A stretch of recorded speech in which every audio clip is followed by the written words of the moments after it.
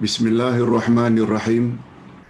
Alhamdulillah nahmaduhu wa nasta'inuhu wa nastaghfiruh. Wa na'udzu billahi min syururi anfusina wa min sayyiati a'malina. May yahdihillahu fala mudilla lahu wa may yudlil fala hadiya lahu. Asyhadu an la ilaha illallah wahdahu la syarika lahu wa asyhadu anna Muhammadan abduhu wa rasuluh la nabiyya ba'da.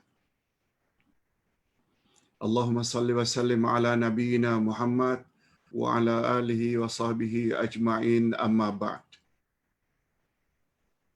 Hadirin dan hadirat serta para pemirsa yang saya hormati, Assalamualaikum warahmatullahi wabarakatuh. Alhamdulillah, kita bersyukur kehadiran Allah Azza wa Jalla. Berkat taufiknya kita dapat meneruskan lagi majlis ilmu kita pada pagi ini dengan tafsir surat Al-A'la. Surat Al-A'la, iaitu salah satu surah dalam juz Amma, juz 30, surah yang ke-87. Surat Al-A'la ini mungkin tidak keterlaluan kalau Ustaz katakan inilah di antara surah-surah panjang yang sangat popular di kalangan masyarakat Islam, termasuk masyarakat Islam di Nusantara.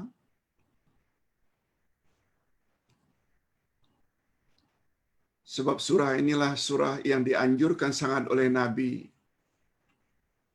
untuk dibaca dalam salat witir, sebagaimana yang nanti kita akan jelaskan. Surah yang relatif lebih panjang berbanding Wadduha ke bawah, tapi sering dibaca, yaitu surat Al-A'la. Al-A'la maknanya yang paling tinggi. Okey, karena nota kita pada pagi ini agak panjang sampai 8 halaman, 8 muka surat, Ustaz akan langsung saja kepada tafsiran ayat. Sebab ayat dan terjemahannya nanti akan datang kemudian. Nah, sebelum sampai kepada tafsiran ayat atau tafsiran surah, bagus juga kita tahu sekedar latar belakang surah Al-A'la. Apa dia background surah Al-A'la? Surah ini terdiri dari 19 ayat. 19. Termasuk ke dalam kelompok surah Makkiyah yang diturunkan sesudah surah At-Takwir. Nama Al-A'la diambil dari perkataan Al-A'la yang terdapat pada ayat pertama, yang artinya yang paling tinggi. Sebagaimana firman Allah, A'udzubillahi minasyaitonirrajim, Bismillahirrahmanirrahim, Sabbihisma rabbikal a'la. Bertasbihlah, mensucikan Tuhanmu yang maha tinggi. Dari perkataan Al-A'la itu, maka surah ini dinamakan dengan namanya Al-A'la. Fadilat surat Al-A'la atau kelebihan surat Al-A'la.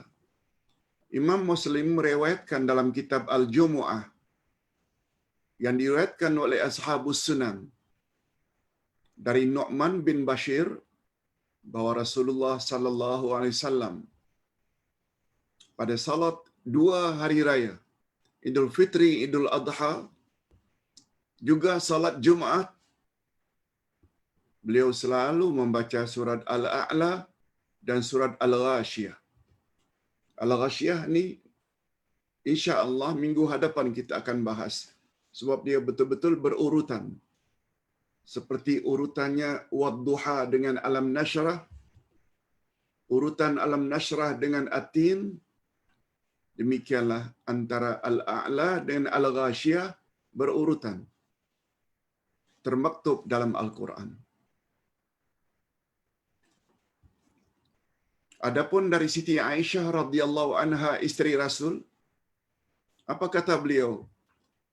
Adalah Rasulullah sallallahu alaihi wasallam membaca pada salat witirnya surat Al-A'la, kemudian surat Al-Kafirun, kemudian surat Al-Ikhlas.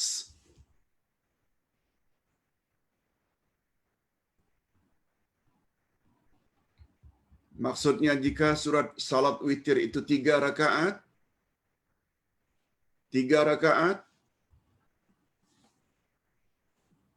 rakaat pertama beliau akan baca Al-Fatihah, setelah itu Al-A'la. Yang kedua, rakaat kedua setelah Al-Fatihah Al-Kafirun, dan rakaat ketiga setelah Al-Fatihah baginda akan baca surat Al-Ikhlas. Cuma Aisyah radhiyallahu anha menambah, dan muawwidzatain. Muawwidzatain maknanya selain Al-Ikhlas pada rakaat yang terakhir itu dianjurkan juga membaca Qul a'udzu birabbil falaq dan Qul a'udzu birabbin nas. Jadi pada rakaat yang ketiga atau yang terakhir itu dari salat witir, Nabi juga pernah buat 3 surah. Kalau ingin dibaca 1 surah saja Al-Ikhlas sudah cukup. Tapi bagi yang ingin menambah 2 surah lagi, yaitu Al-Ikhlas, Al-Falaq, An-Nas, juga boleh. Hadis riwayat Imam Ahmad. Okey, sekarang kita ingin tahu pula apa munasabahnya surat Al-A'la dengan surat sebelumnya, yaitu At-Tariq, bintang yang mengetuk. Kalau di dalam surat sebelumnya, yaitu surat At-Tariq, diterangkan tentang penciptaan manusia dan diisyaratkan pula tentang penciptaan tumbuh-tumbuhan. Sedangkan pada surat Al-A'la diterangkan pula bahawa Allah menciptakan alam dengan sempurna dan dengan ukuran-ukuran tertentu. Itu kaitannya. Nah, sekarang kita sampai kepada bahagian yang paling penting, yaitu tafsir surah atau ayat demi ayat. Hadirin dan hadirat serta para pemirsa yang saya hormati, Al-Quran ada 2 terjemahan. Ada namanya terjemah harfiah, yaitu literal translation atau direct translation, dan yang kedua terjemah maknawiyah. Terjemah maknawiyah inilah yang dipanggil dengan tafsir. Sebab seseorang tidak dapat mengeluarkan hukum, istinbat hukum, kesimpulan hukum dari ayat demi ayat kalau dia hanya sekedar tahu terjemah harfiah. Dia memerlukan terjemah maknawiyah atau apa yang disebut dengan tafsir. Okey, kita baca dan terjemahkan bahagian demi bahagian. A'udzubillahi minasyaitonirrajim. Bismillahirrahmanirrahim. Sabbih isma rabbikal a'la alladzi khalaqa fasawwa والذي قدر فهدى والذي أخرج المرعى فجعله غثاء أحوى. Terjemahan harfiah dulu. Sucikanlah nama Tuhanmu yang maha tinggi. Sucikanlah nama Tuhanmu yang maha tinggi.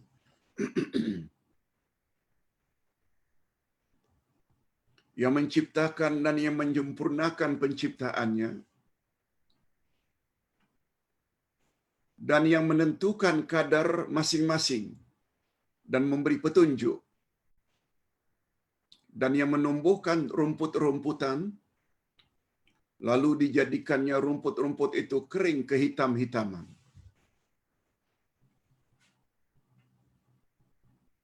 Apa makna yang tersirat dari itu semua?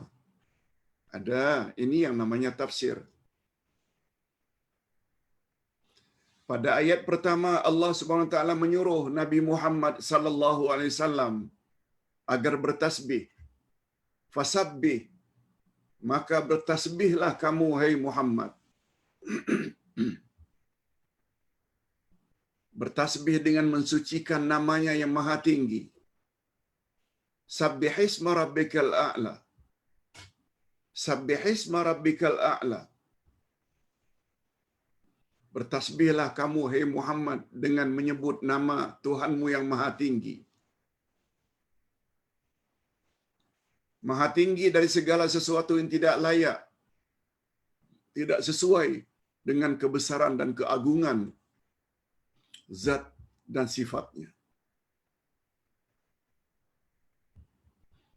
Itu sebabnya Nabi Muhammad sallallahu alaihi wasallam anjurkan kita selaku umatnya agar membaca kandungan ayat itu di dalam sujud. Ini riwayatnya. Dari Amir Al-Juhani katanya, ketika turun ayat fasabbih bismi rabbikal azim, maknanya maka bertasbihlah dengan menyebut nama Tuhanmu yang maha agung. Itu ayat lain, surat Al-Haqqah ayat 52, fasabbih bismi rabbikal azim. Lalu Rasulullah sallallahu alaihi wasallam bersabda, ij'aluha fi ruku'ikum. Jadikanlah dia dalam rukukmu. Itu sebabnya kita baca ketika rukuk, subhana rabbiyal azim. Subhana rabbiyal azim. Subhana rabbiyal azim.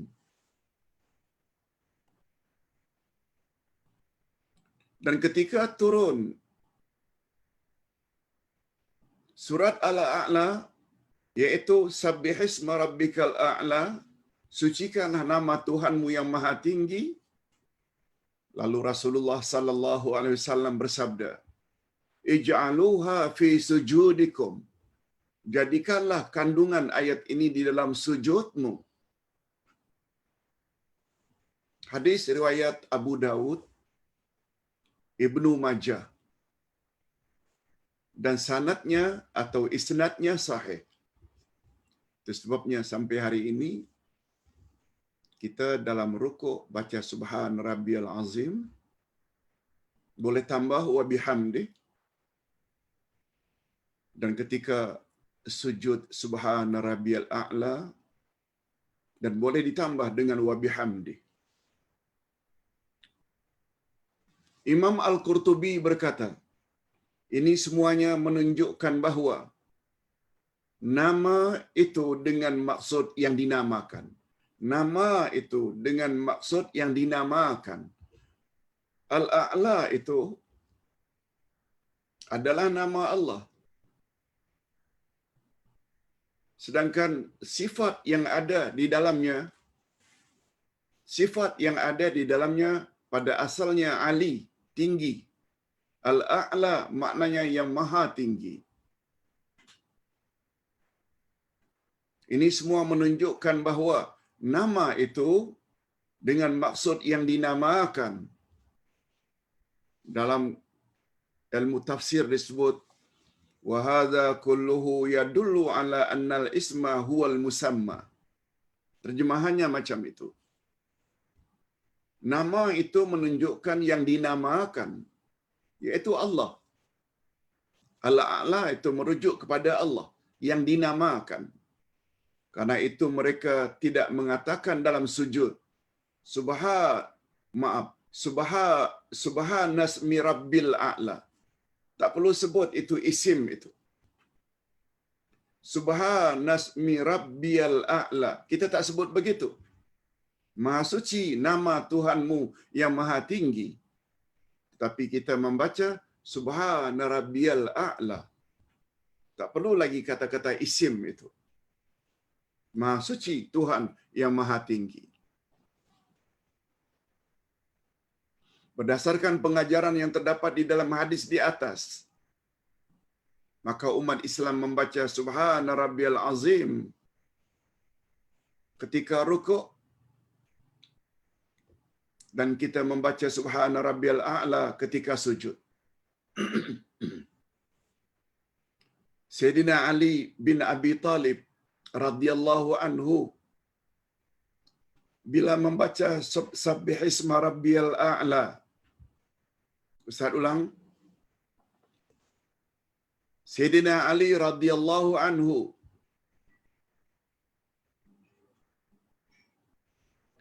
apabila beliau membaca Sabbihisma Rabbikal A'la di dalam salat, lalu beliau membaca Subhana Rabbiyal A'la. Setelah selesai salat, beliau ditanya. Maksudnya, Sayyidina Ali radhiyallahu anhu bila membaca surat Al-A'la, umpamanya selesai ghairil maghdubi alaihim waladdallin amin, beliau sambung Sabbihisma Rabbikal A'la. Sayyidina Ali akan sambung Subhana Rabbiyal A'la. Baru sambung ayat berikutnya. Alladzi khalaqa fasawwa. Sayyidina Ali bin Abi Talib radhiyallahu anhu bila membaca Sabbihisma Rabbikal A'la, lalu beliau akan membaca Subhana Rabbiyal A'la setelah selesai salat. Beliau ditanya, karena makmum di belakang dengar Sabbihisma Rabbikal A'la, Subhana Rabbiyal A'la. Selesai salat, selesai salam, makmum di belakang bertanya, Ya Amirul Mukminin. Panggilan ini maknanya ketika Ali menjadi khalifah. Ya Amirul Mukminin. Ini adalah panggilan untuk khalifah. Ya Amirul Mukminin, atazida hadza fil Quran. Maksudnya, wahai Amirul Mukminin, adakah Tuan menambah dengan bacaan ini di dalam Al-Quran? Apakah Tuan menambah? Padahal dalam Quran tidak tertera. Beliau lalu menjawab. Sayyidina Ali menjawab, La, innama umirna bisyai'in faqultuh. Maksudnya, tidak, aku tidak tambah. Sesungguhnya kami telah disuruh oleh Rasulullah sallallahu alaihi wasallam dengan sesuatu, lalu aku pun membacanya. Maknanya, Sayyidina Ali pernah dengar Rasulullah sallallahu alaihi wasallam galakkan kita apabila membaca atau mendengar imam membaca, hendaklah kita beri respon. Umpamanya, ustaz jadi imam, setelah Al-Fatihah ustaz mula dengan Bismillahirrahmanirrahim. Sabbihisma Rabbikal A'la. Ustaz sebagai imam boleh sambung macam Sayyidina Ali sambung Subhana Rabbiyal A'la. Makmum di belakang juga boleh Subhana Rabbiyal A'la. Itu maksudnya. Sebagaimana kita sama-sama maklum, bila kita membaca Quran atau mendengar orang lain membaca Quran sampai pada tempat-tempat tertentu, kita diberi atau disuruh supaya memberi respons dengan bacaan tertentu. Beberapa hari yang lalu Ustaz ada sebut secara umum, panduan secara umum, bila jumpa ayat-ayat syurga atau ayat-ayat ganjaran pahala, hendaklah dibaca Allahumma ja'alna minhum, ya Allah masukkanlah kami ke dalam golongan orang yang layak masuk syurga. Tapi bila kita dengar ayat-ayat tentang neraka atau azab, maka kita sebut pula dengan na'udzubillah min dzalik. Mudah-mudahan Allah Subhanahu wa taala lindungi kita daripada bernasib demikian. Itu secara umum. Minta maaf. Bismillah.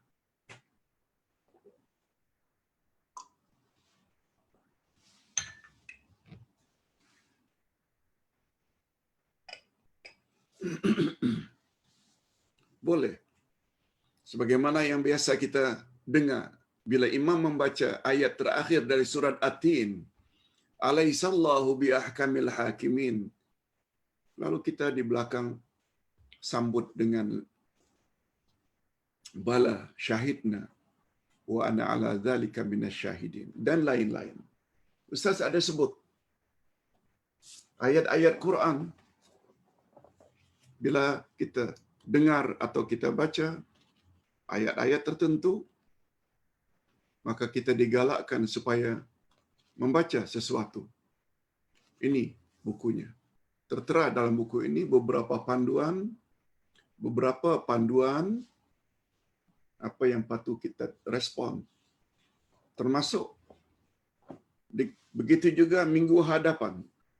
Minggu hadapan kita akan tafsir surat Al-Ghasyiyah. Nanti kita akan jelaskan. Pada suatu hari Nabi berjalan pada waktu malam,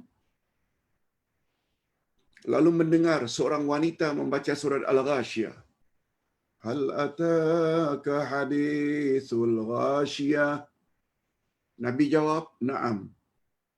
Qad ja'ana. Begitu Nabi dengar, Nabi tak nampak wanita tersebut, tapi begitu dengar pertanyaan dalam ayat itu, sudahkah sampai kepadamu berita tentang hari kiamat? Itu makna hal ataka hadithul Ghasyiyah. Telah sampai kepadamu berita tentang hari kiamat? Nabi jawab, na'am, benar. Qad ja'ana, telah sampai kepada kami berita tersebut. Baik, kita bahas itu nanti minggu hadapan. Okey, yang jelas perbuatan Sayyidina Ali itu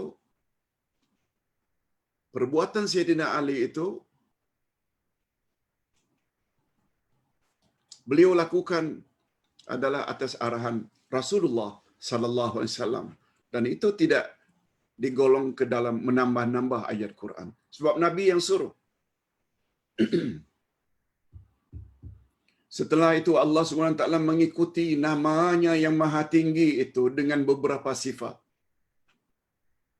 Ini antara lain, dialah yang menciptakan makhluk dan menyempurnakan ciptaannya. Dialah yang menentukan kadar masing-masing dan memberi petunjuk. Dialah yang menumbuhkan rumput-rumputan. Dialah yang menjadikan rumput-rumput itu kering kehitam-hitaman. Ustaz kira tak perlu kita bahas, sebab itu boleh kita fahami. Itu semua Allah sebut bahawa dia mampu melakukan itu semuanya. Kita sambung dengan ayat-ayat berikut. Sanuqri'uka fala tansa illa ma syaa Allah. Innahu ya'lamul jahra wa ma yakhfa. Wa nuyassiruka lil yusra. Kami akan membacakan Al-Quran kepadamu Muhammad, maka kamu tidak akan lupa. Ini jaminan Allah. Nabi tak akan lupa. Kecuali kalau Allah menghendaki. Kecuali jika Allah menghendaki. Sesungguhnya dia mengetahui yang terang dan yang tersembunyi. Dan kami akan memberi kamu taufik kepada jalan yang mudah. Okey. Itu terjemah harfiah. Apa dia terjemah maknawiyah? Imam Al-Qasimi berkata, maksud ayat di atas ialah kami, yakni Allah, akan menjadikan engkau seorang yang boleh membaca Al-Quran sehingga engkau tidak akan melupakannya. Semua kita tahu Nabi Muhammad kan ummi, maknanya buta huruf. Tapi dengan kuasa Allah, baginda boleh membaca. Imam Az-Zamakhsyari pula berkata, Allah menyampaikan berita gembira kepada Nabi Muhammad sallallahu alaihi wasallam dengan menganugerahkan kepadanya ayat yang nyata, yaitu malaikat Jibril membacakan kepadanya Al-Quran, sedangkan baginda sallallahu alaihi wasallam ummi, yakni tidak boleh membaca dan menulis. Lalu baginda menghafalkannya. Baginda menghafalnya dan tidak lupa. Ini adalah mukjizat jika ditinjau dari dua aspek. Nabi boleh membaca padahal beliau ummi, buta huruf. Dari sudut itu, Quran adalah mukjizat. Mukjizat maknanya perkara yang luar biasa yang Allah bagi pada para nabi atau para rasul. Yang pertama, dia dikatakan mukjizat. Bagaimana sallallahu alaihi wasallam adalah seorang ummi. Baginda Rasul sallallahu alaihi wasallam seorang ummi, buta huruf, tetapi mampu menghafal sebuah kitab yang cukup panjang tanpa belajar, tanpa pengulangan, tanpa bertulis. Ini adalah sesuatu yang luar biasa. Oleh itu, ini adalah mukjizat. Sebabnya kita orang biasa mesti belajar. Sebab dia tidak boleh datang sendiri. Kita mesti belajar. Malah belajar khas untuk Quran macam Ustaz sebut semalam, ketika memberi tausiah atau ucapan sambutan untuk Batam, belajar Quran mesti talaqi. Talaqi maknanya jumpa guru. Kita membaca, guru dengar, guru baca, kita ikut. Bila ada kesalahan dalam membaca, dengung ka, ikhfa ka, qalqala ka, mat ka, guru akan tegur dan tak boleh marah kalau ditegur. Itu namanya talaqi.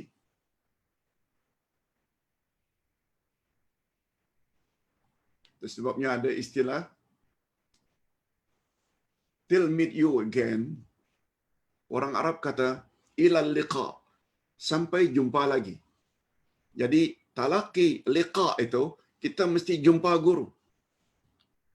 Tak boleh belajar melalui kaset, melalui CD. Sebab bila bacaan kita tersalah, kaset tak akan tegur. Mesti talaqi, jumpa guru, berdepan guru, face to face. Cuma zaman moden ini boleh saja secara online. Yang mustahak kita berinteraksi. Guru dengar bacaan kita, kita ikut bacaan guru. Bila salah, guru akan tegur. Itu namanya talaqi. Yang kedua, surah ini termasuk salah satu surah-surah awal yang diturunkan di Mekah. Ini adalah perkhabaran tentang perkara-perkara luar biasa yang akan terjadi pada masa depan. Dan apa yang diberitakan di dalamnya benar-benar terjadi. Ini perkhabaran tentang perkara ghaib. Oleh itu, ini juga adalah mukjizat. Macam yang kita ceritakan minggu lalu, At-Tariq. Sudah 15 abad surat At-Tariq itu turun. Tapi manusia tidak mengetahui ada bintang yang berbunyi ketukan. Tuk, tuk, tuk. At-Tariq. Taraka maknanya mengetuk sampai mengeluarkan bunyi.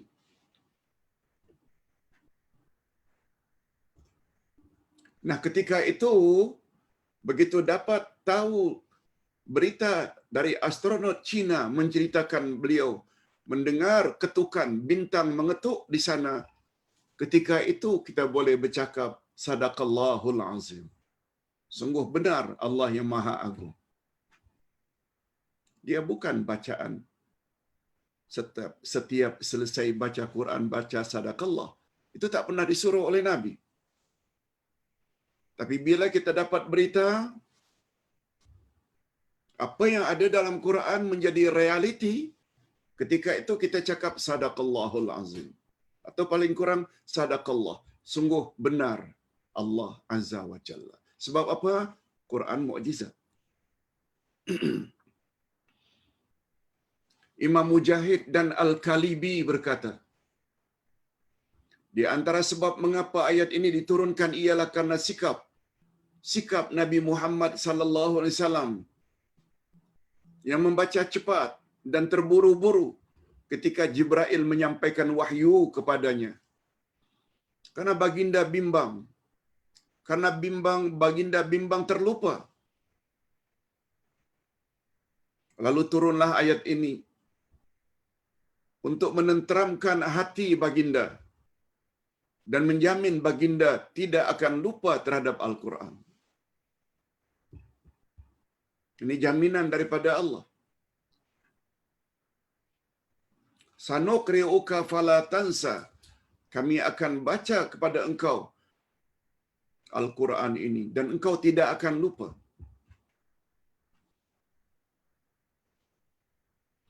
Itu sebabnya kata ulama rawatan Islam, ayat itu sangat bagus bila kita dapati baby, cucu kita, anak kita kurang petah bercakap.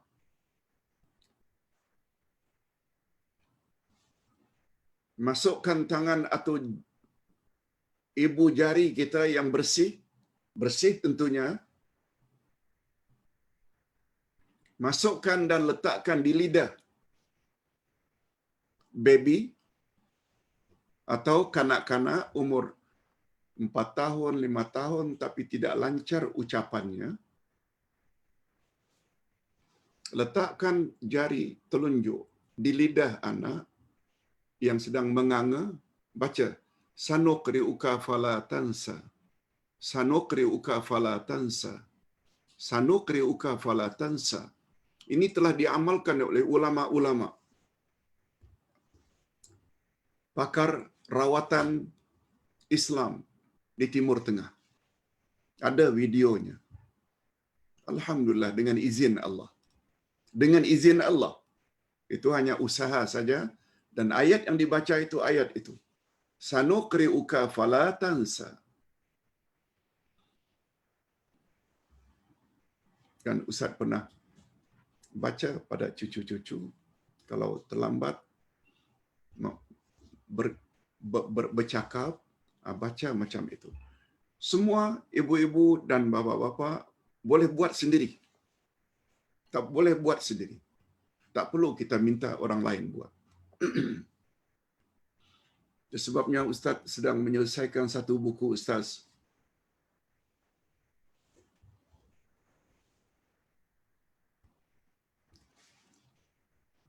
Ruqyahkanlah dirimu dan ahli keluargamu sendiri. Ruqyahlah sendiri untuk dirimu dan ahli keluargamu. Nah, itu buku yang Ustaz sedang tulis.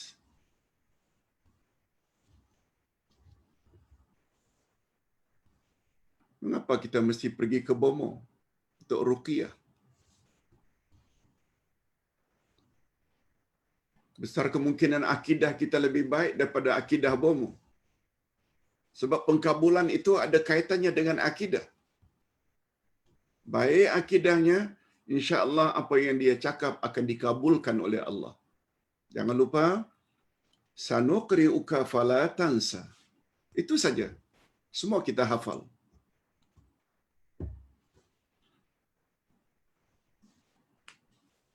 Adapun ayat berikutnya, kecuali kalau Allah menghendaki, ini.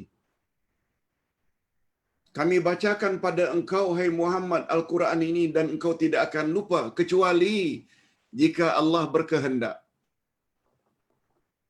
Sebab Nabi Muhammad boleh lupa juga. Buktinya, beliau pernah terlupa ketika membaca ayat Al-Quran di dalam salat. Terlupa. Akhirnya, begitu salam, kiri kanan, beliau noleh ke belakang. Nampak Sayyidina Umar.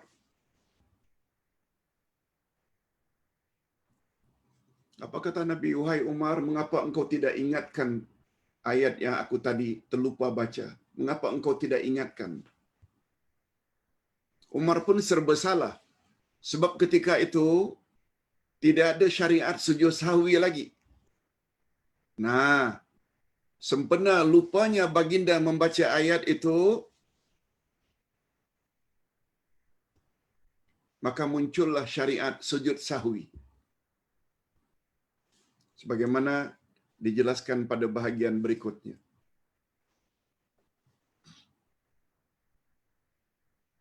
Malah kita kalau lupa boleh baca ayat yang lain.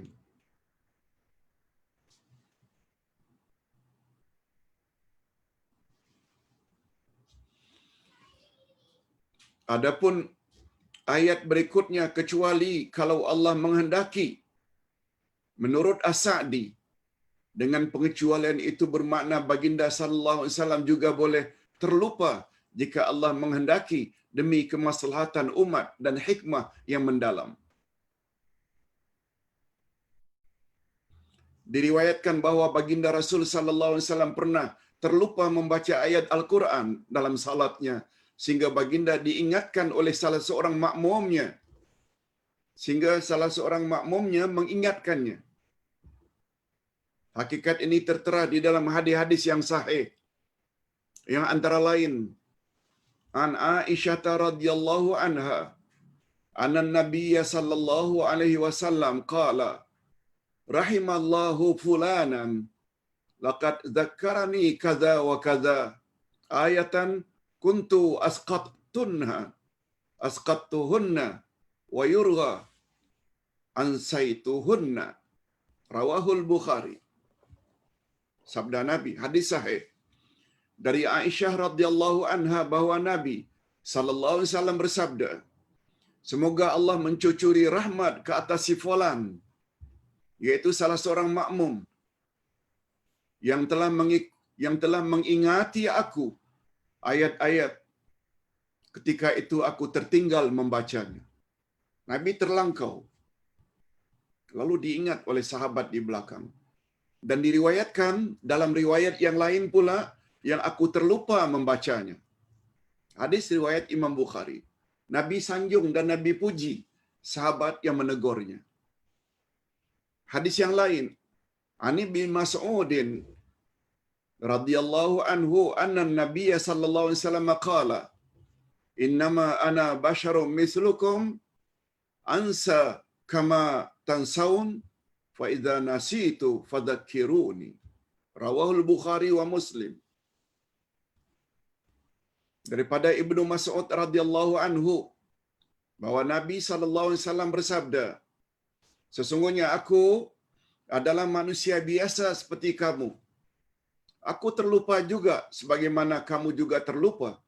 Nah, dalam hal itu boleh terjadi. Oleh itu, jika aku terlupa, maka tolonglah kamu ingatkan daku. Hadis riwayat Bukhari dan Muslim. Allah Maha mengetahui apa yang terang dan tersembunyi. Atas dasar itulah Allah menetapkan hukum apa yang ingin ditetapkannya. Sebagai contoh, disebabkan adanya sifat terlupa, maka baginda sallallahu alaihi wasallam pada ketika-ketika tertentu, maka ditetapkanlah beberapa hukum, antara lain sujud sahwi karena terlupa, bilangan rakaat karena terlupa, duduk tahiyat awal karena terlupa, nah cover dengan sujud sahwi. Begitu juga dengan adanya ucapan insya Allah jika berjanji. Kita berjanji kita akan datang sesuai masa yang dijanjikan, seperti walimah. Jangan lupa menyebut insya Allah. Maksudnya jika Allah berkehendak. Takut kita lupa.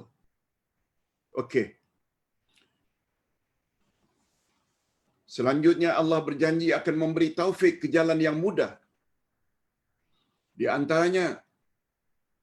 Di antara maksudnya adalah Allah mempermudah Nabi sallallahu alaihi wasallam dan umatnya untuk melakukan kebaikan.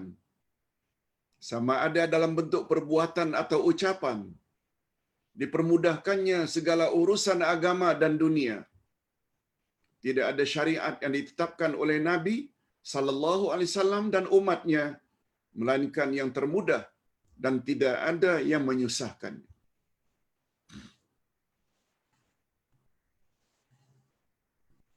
Apalagi Nabi Muhammad sallallahu alaihi wasallam bersabda, "Innad dina yusrun." Sesungguhnya agama ini mudah.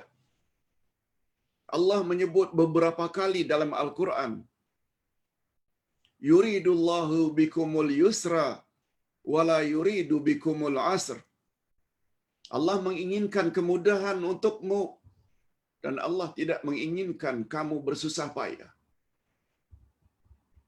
Sebabnya bila musafir boleh jamak dan qasar.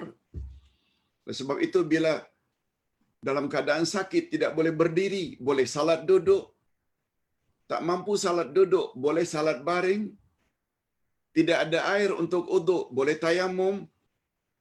Tidak tahu arah kiblat ketika salat karena tidak bawa kompas dan tidak nampak matahari atau bintang, boleh salat menghadap ke mana saja.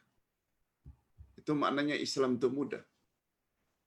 Tapi dengan syarat, bila tidak mampu.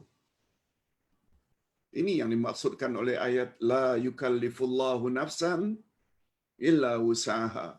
Allah tidak memberatkan manusia kecuali apa yang mereka termampu.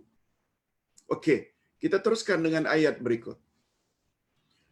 Fadzakir in nafa'atiz dzikra sayadzakkaru man yakhsha wa yatajannabuha al-ashqa alladhi yasla an-naral kubra thumma la yamutu fiha wa la yahya. Bismillah.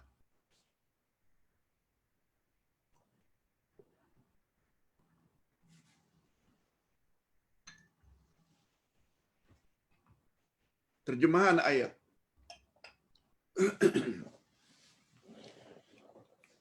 Oleh sebab itu berikanlah peringatan karena peringatan itu bermanfaat.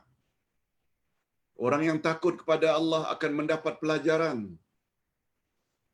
Orang-orang yang celaka atau orang-orang kafir akan menjauhinya, yaitu orang yang akan memasuki api yang besar, yakni neraka, kemudian dia tidak mati di dalamnya dan tidak pula hidup. Tafsiran ayat. Setelah menyampaikan dua berita gembira di atas. Apa dia dua berita gembira di atas? Pertama, menghafal Al-Quran dan tidak akan melupakannya. Itu berita gembira untuk Nabi. Sampai pada hari ini.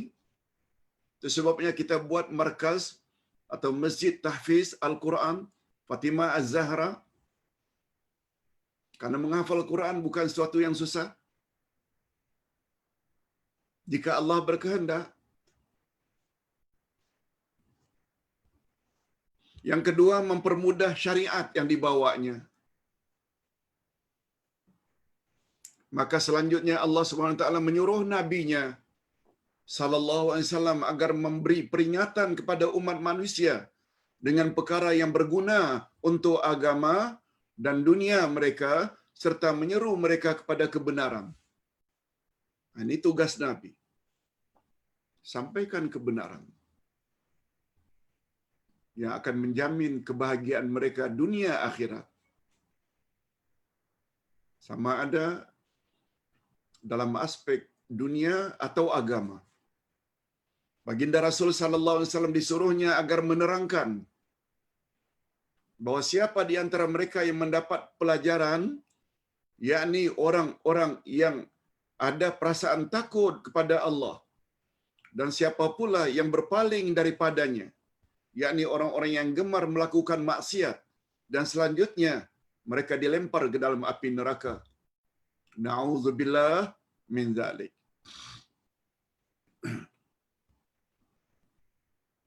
Sebabnya bila hati kita, ustaz mengajar, hati para jamaah, audiens sekalian, para pemirsa senang saja dibimbing, happy untuk mendapat pencerahan.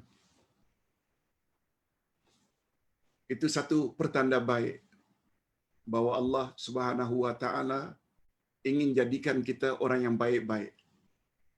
Sebab kita tidak dipaksa, tapi secara volunteer, secara sukarela, sama ada memberi atau menerima. Sebab ada juga jenis yang liat, ada juga jenis yang tak begitu memandang penting majlis-majlis seumpama ini. Ada. Apa sebab? Sebab mereka lebih suka kepada maksiat. Mereka lebih suka kepada dosa yang karenanya mereka dihumban ke dalam api neraka. Sedangkan Nabi Muhammad sallallahu alaihi wasallam pernah bersabda, siapa sungguh-sungguh pergi ke suatu majlis ilmu, niscaya Allah akan permudah baginya jalan menuju ke syurga. Meniti siratal mustaqim dengan cepat. Syekh As-Sa'di berkata, peringatan yang dimaksudkan dalam ayat ini ialah membagi manusia kepada dua golongan. Peringatan atau az-zikra di sini yang Nabi disuruh untuk menyampaikannya kepada umat, dia telah membagi manusia kepada dua golongan.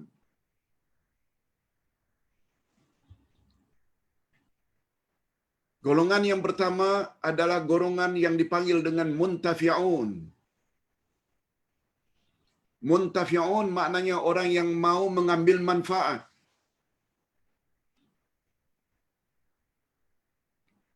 Orang yang mau mengambil manfaat daripada ayat-ayat yang dijelaskan. Sebagaimana ibu-ibu dan bapa-bapa sekalian, senang saja hati dibimbing dengan ayat-ayat Quran, dan Ustaz sungguh gembira, sungguh banyak mendapat respon. Terima kasih Pak Ustaz. Sekarang kami baru tahu apa yang sebelum ini kami tak tahu. Sekarang kami baru mengerti yang sebelum ini kami tidak mengerti. Itu maknanya satu pertanda baik. Karena kita orang yang takut pada Allah. Golongan inilah yang disebut oleh Allah dalam firman-Nya, sayadzakaru man yakhsha. Dalam ayat, orang yang takut pada Allah, mereka akan dapat pelajaran. Mudah-mudahan kita termasuk golongan ini. Tolong doa, tolong ikuti doa, Allahumma ja'alna minhum. Ya Allah, masukkanlah kami ke dalam golongan muntafi'in ini. Allahumma ja'alna minal muntafi'in. Boleh? Allahumma ja'alna minal muntafi'in. Ya Allah, masukkanlah kami ke dalam golongan orang-orang yang dapat mengambil manfaat dari peringatan-peringatan-Mu. Maksudnya, yang dapat mengambil pelajaran daripada apa yang diperingatkan oleh Nabi Muhammad sallallahu alaihi wasallam hanyalah orang yang mempunyai perasaan takut kepada Allah. Perasaan takut tersebut dan pengetahuan tentang balasan Allah di akhirat sangat berkesan untuk mendorong manusia meninggalkan perkara yang dimurkainya, dan sebaliknya akan mendorong mereka untuk senantiasa melakukan amal kebajikan. Apalagi kita semua tahu, untuk terhindar dari kesesatan, kita perlu tahu Quran dan Sunnah. Lalu atas dasar itu, kita suka dibimbing dengan ayat-ayat Quran dan hadis-hadis Nabi. Nah, golongan yang satu lagi, yaitu namanya ghairu muntafi'in. Golongan yang tidak mengambil manfaat daripadanya. Golongan ini pula lah diisyaratkan dalam ayat di atas. Wa yatajannabuhal ashqa. Orang-orang yang celaka, kafir akan menjauhinya. Menjauhi apa? Menjauhi peringatan demi peringatan itu, mereka tak suka. Maksudnya, orang-orang yang akan celaka akan menjauhi peringatan demi peringatan. Akhirnya mereka bergulumang maksiat. Mereka akan memasuki api besar, yaitu neraka. Mereka tidak mati di dalamnya, dan tidak pula hidup bahagia dan selesa. Kita doa, na'udzubillahi min dzalik. Na'udzubillahi min dzalik. Ya Allah, kami mohon dilindungi daripada termasuk golongan-golongan ini, yaitu golongan ghairu muntafi'in, yang tidak mau mengambil manfaat dari ayat-ayat Quran dan hadis-hadis Nabi. Nah, sekarang kita sampai ke bahagian yang terakhir, yaitu dari ayat 14 hingga 19. Apa kata Allah? Ini lebih clear lagi penjelasan Allah dalam ayat ini.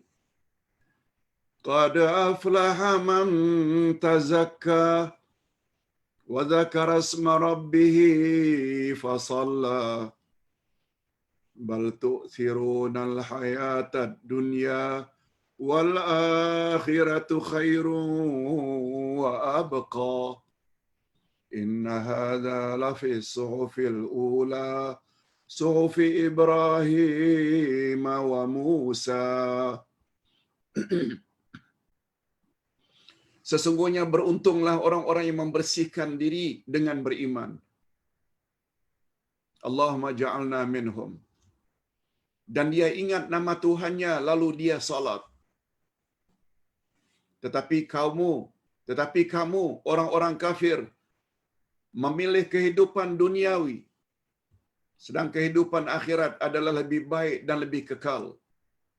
Sesungguhnya ini benar-benar terdapat dalam kitab-kitab dahulu, yaitu kitab-kitab Ibrahim dan Musa.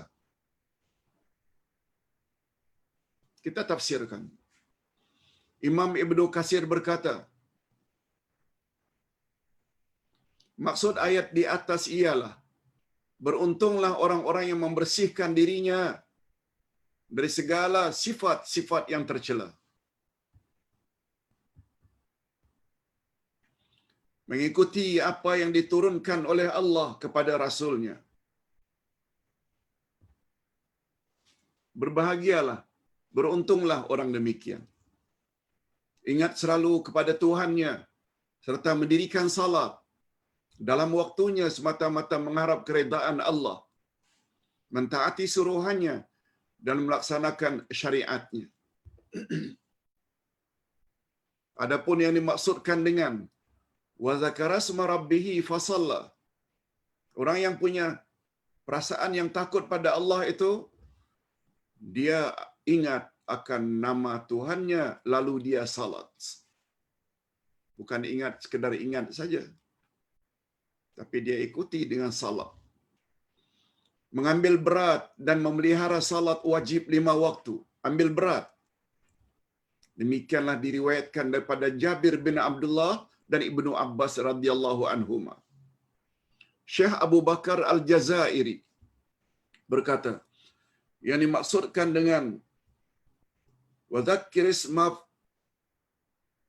dzakara isma rabbih fasalla, dia ingat nama Tuhannya lalu dia salat. Kata ulama tafsir ini, maksudnya dia ingat kepada Allah dalam semua keadaan. Dia ingat pada Allah dalam semua keadaan. Ketika bangun tidur, ketika beruduk, sesudah beruduk, dalam salat, sesudah salat, ketika makan dan minum, ketika berpakaian, lalu mereka mendirikan pula salat wajib dan salat sunat. Senantiasa ingat Allah. Imam Al-Maraghi berkata, ini ulama tafsir lain lagi. Apa kata beliau? Memberi komen terhadap ayat tersebut. Sesungguhnya orang-orang yang beruntung ialah orang-orang yang membersihkan dirinya dari sifat-sifat kufar dan menghilangkan segala bentuk kesyirikan dan dosa dari dirinya. Dan di sini dapat dimaklumi bahawa maksud membersihkan diri, tazkiyatun nafs. Ini yang Ustaz sebutkan semalam atau 2 hari yang lalu. Tazkiyatun nafs ini yang lebih tepat daripada istilah tasawuf. Walaupun tasawuf membawa makna pensucian juga, tasfiyah, pembersihan, tapi istilah yang digunakan oleh Al-Quran dan hadis Nabi adalah tazkiyah. Tazkiyatun nafs, yaitu pembersihan jiwa. Yang sebenarnya, tazkiyatun nafs yang sebenarnya adalah beriman kepada Allah dan menafikan segala jenis syirik dan membenarkan segala yang dibawa oleh Rasulullah sallallahu alaihi wasallam serta melakukan amal saleh. Itu dia tazkiyatun nafs. Bayangkan saja kalau Allah katakan dalam Al-Quran, aqimis salah, inna salata tanha 'anil fahsya'i wal munkar. Surat Al-Ankabut ayat 45. Ayat 45. Dirikanlah salat. Sesungguhnya salatmu dapat mencegah kamu dari perkara keji dan mungkar. Oleh sebab itu, bila ada orang-orang yang syarat, orang-orang yang tidak tinggal salat, masih lagi rasuah, tidak tinggal salat, tapi masih dedah aurat di khalayak ramai, mendirikan salat tapi durhaka pada mak bapak, itu maknanya salatnya tak sempurna. Sebab itu janji Allah, dirikan salat. Sesungguhnya salat berperanan dapat mencegah kamu dari perbuatan keji dan mungkar. Itu namanya tazkiyatun nafs. Itu sebabnya salat tidak cukup hanya sekedar pergerakan anggota,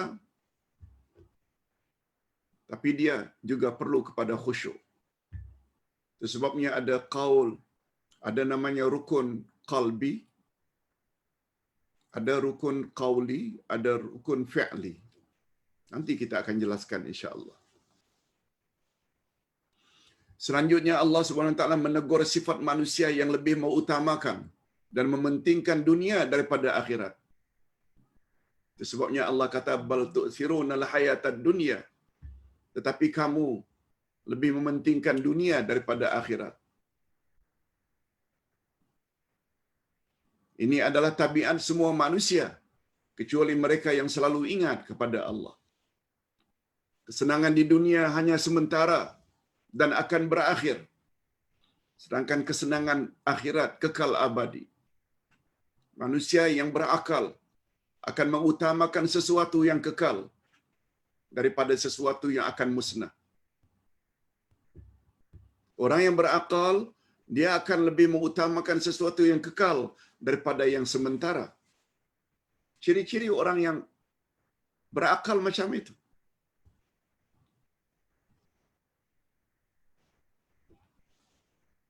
Daripada Abu Musa Al-Asy'ari radhiyallahu anhu, bahwa Rasulullah sallallahu alaihi wasallam bersabda, "Man ahabba dunyahu adarra bi akhirati." Bagus, camkan baik-baik hadis Nabi ini. Man ahabba dunyahu adarra bi akhirati, wa man ahabba akhiratahu adarra bi dunya. Fa athiru ma yabqa ala ma yafna. Rawahu Ahmad. Barang siapa yang mencintai dunianya, niscaya dia akan membahayakan akhiratnya. Bila dunia terlalu dia cintai, itu akan membahayakan akhiratnya. Nah, barang siapa yang mencintai akhiratnya, niscaya dia akan membahayakan dunianya. Tak boleh juga akhirat saja. Lalu tidak minum, tidak makan, salah juga. Kita bukan malaikat. Kita manusia. Bila penat, kita rasa rehat. Perlu rehat. Bila haus, kita perlu minum. Jangan tidak mengharapkan pahala akhirat dengan ceramah. Lalu suara serak pun air ada tak mau minum. Salah. Itu maksudnya. Cuma pesan Nabi pada bahagian akhir. Namun demikian, oleh itu, utamakanlah sesuatu yang kekal daripada sesuatu yang akan musnah. Itu maksudnya. Utamakan akhirat lebih daripada terlalu keduniaan. Itu sebabnya Ustaz semalam ketika memberi tausiah untuk para hufaz di Batam dan Pulau Penyengat, Riau.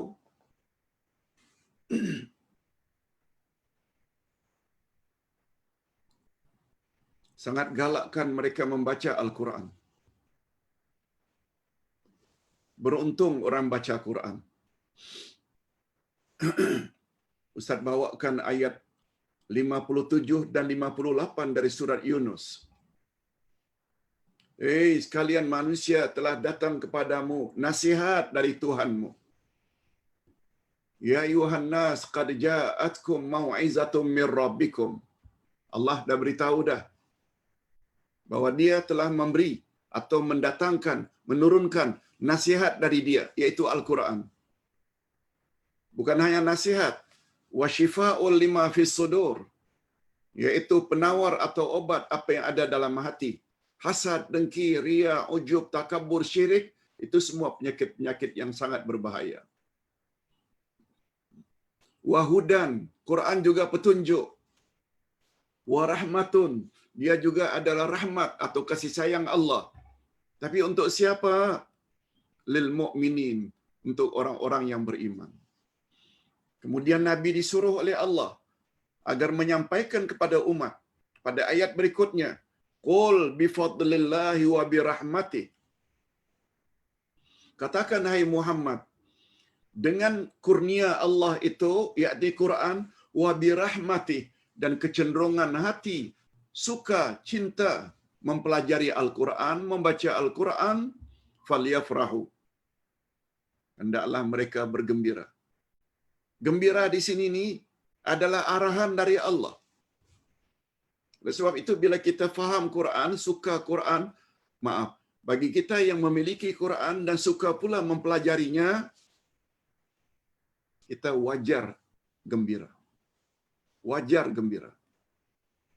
Sebab Allah yang suruh, falyafrahu, hendaklah mereka bergembira dengan memiliki Quran dan cinta pada Quran. Lalu apa kata Allah pada penghujung ayat? Huwa khairum mimma yajma'un. Memiliki Quran dan mencintai Quran adalah lebih baik dari apa yang mereka kumpulkan. Apa yang biasa manusia kumpulkan? Harta, rumah, kereta, anak, cucu, kebun, dusun. Rupanya memiliki Quran khairun, better dari itu semua. Bila ditanya mengapa, semua yang kita miliki di dunia ini, rumah ke, kereta ke, pangkat ke, isteri ke, suami ke, anak, cucu, ibu bapa, dusun ke, semua kita tinggalkan bila kita mati. Tapi insya-Allah Al-Quran akan bersama kita. Sejak dari kubur lagi. Sampai akhirat nanti. Dia akan bela kita. Sebabnya kata Nabi, Quran akan datang padamu kelak. Yang kamu baca dan pelajari itu akan memberi syafaat dengan izin Allah di akhirat nanti. Coba tengok. Al-Quran luar biasa. Kita disuruh membaca Al-Quran walaupun kita belum faham lagi. Kalau faham lagi bagus. Tapi Al-Quran berbeza dengan kitab-kitab yang lain.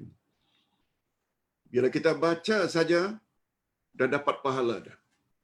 Tinggi rendahnya manusia dalam syurga nanti sangat tergantung sampai di mana banyaknya bacaannya Al-Quran ketika di muka bumi. Ustaz lupa semalam tak sampaikan satu kisah.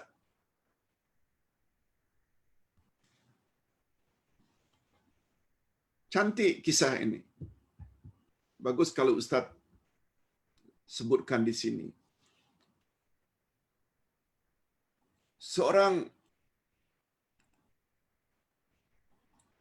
atuk yang sudah lanjut usia membaca, atau ayah yang sudah lanjut usia membaca Quran.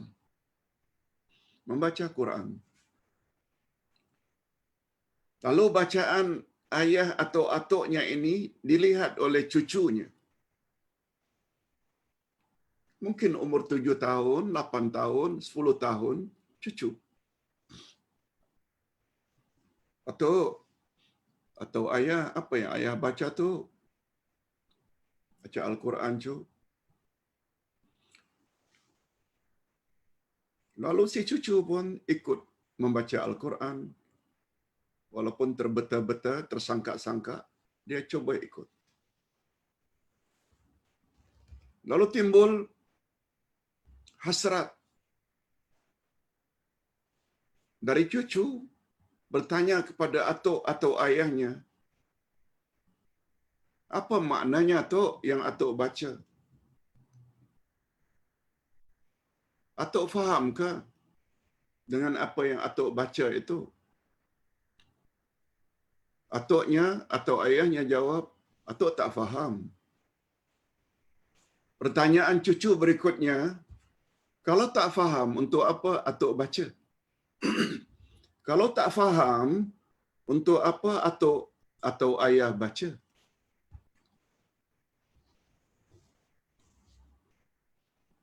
Jangan cakap macam itu, cucu, kata atuk, kata ayah.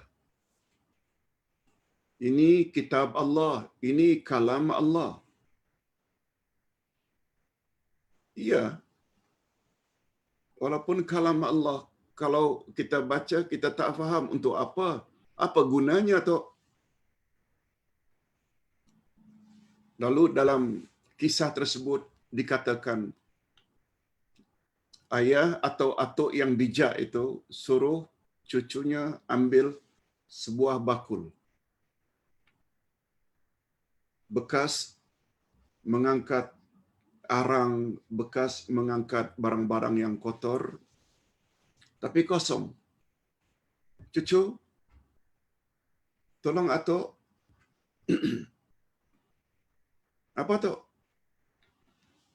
Tolong pergi ke sungai yang berdekatan dengan rumah kita ni,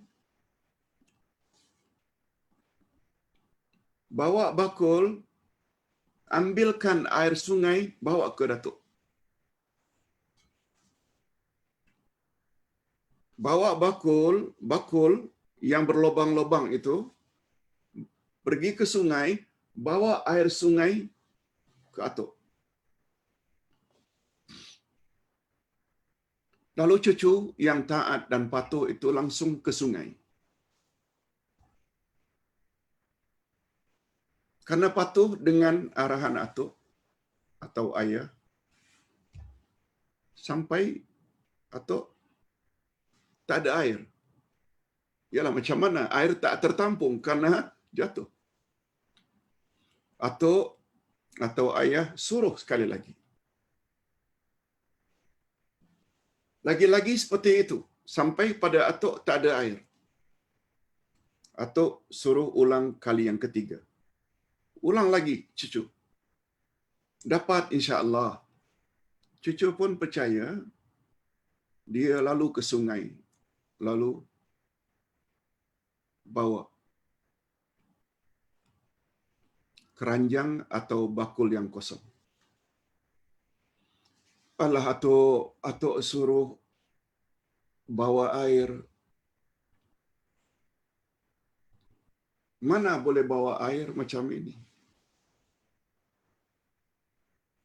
Kan tak ada gunanya. Nah, di situ datuk dapat poin. Cucu, jangan kata tak guna. Jangan kata apa yang cucu buat tadi itu tak berguna. Jangan cakap. Ya, airnya tak ada toh. Coba cucu lihat. Keranjang atau bakul yang tadi kotor dengan arang. Apa jadinya sekarang setelah 3 kali ulang alik? Rendam bawa, rendam bawa. Apa jadinya? Iyalah toh. Jadi bersihlah keranjang ini.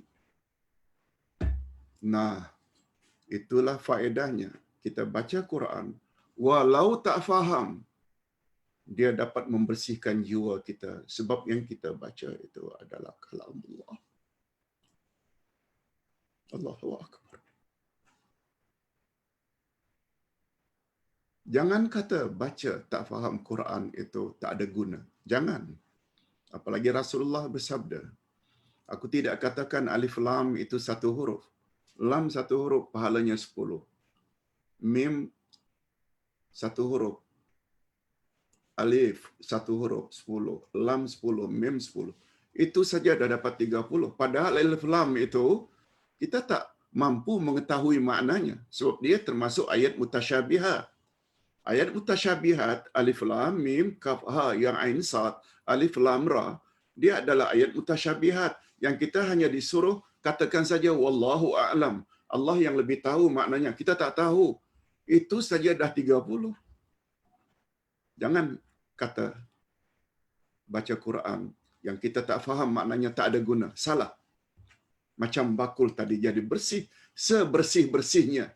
Inilah peranannya membaca Quran. Tazkiyatun nafs. Dia membersihkan jiwa kita. Mudah-mudahan pengajaran itu menjadi iktibar bagi kita. Walaupun kita tak nafikan dan Ustaz selalu sebut, akan lebih sempurna lagi bila ayat Quran itu dibaca, kita faham maknanya. Sebab matlamat Quran diturunkan untuk dijadikan pedoman. Macam mana anda dijadikan pedoman bila kita tak faham maknanya? Yes, itu saja. Tapi jangan sekali-kali mengatakan baca Quran tak ada gunanya bila kita tak faham maknanya. Okey, bagus untuk dikenang selalu pengajaran ini. Selanjutnya, terakhir, adapun firman Allah seterusnya, sesungguhnya ini benar-benar terdapat dalam kitab-kitab terdahulu. Sesungguhnya ini benar-benar terdapat dalam kitab-kitab dahulu, yakni kitab-kitab Ibrahim dan Musa, membuktikan bahawa ajaran Allah yang diturunkan kepada para rasulnya adalah sama, yakni kembali kepada kemaslahatan dua alam, kembali kepada kebaikan dua alam, yaitu dunia dan akhirat. Di sini disebutkan dua rasul. Di sini disebutkan dua rasul, Ibrahim dan Musa.